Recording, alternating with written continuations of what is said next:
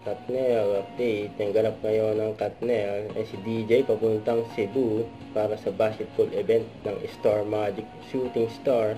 Samantala naman si Catherine ay kasama niya ang kanyang team para sa movie niyang A Very Good Girl dyan sa LA.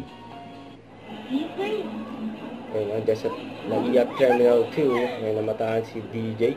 Ay nabangan siya ng mga supporters na dyan sa airport. Ayun, pinagkaguluhan pa nga si DJ. Ayan ang mga fans niya.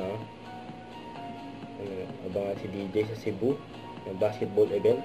Ayan, hello mga kapamilya natin dyan sa Cebu. Mamaya na ho ang laro natin sa Toledo City Megadome sa Cebu yan. Magkita-kita po tayo ng 6 PM. Kaya naman, mag-i-enjoy tayo doon at supportahan nyo ang mga ini-Eagle Tides. Yun o.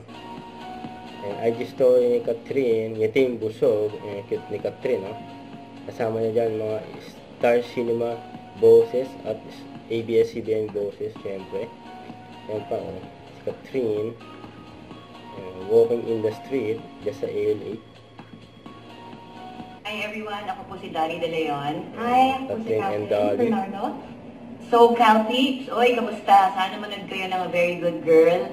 Napaka-exciting na project nito. Sana supportahan niyo po kami at ang buong Pilipinas dahil atin to.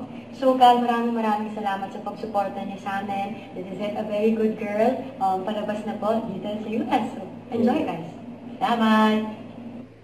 Huwag kalimutan mag-subscribe, click ang notification bell para lang updated po on future reaction vlog. Bye guys, thank you for watching.